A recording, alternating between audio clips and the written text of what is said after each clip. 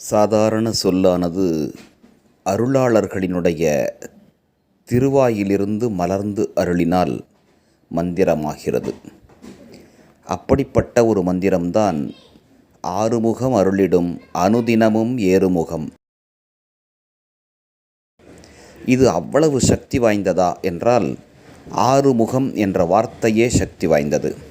அருளிடும் என்கின்ற வார்த்தையும் அப்படித்தான்.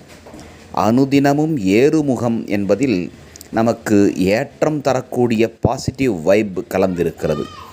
அப்படி கோர்வையாக சேர்ந்து அமைந்ததுதான் ஆறுமுகம் அருளிடும் அனுதினமும் ஏறுமுகம்.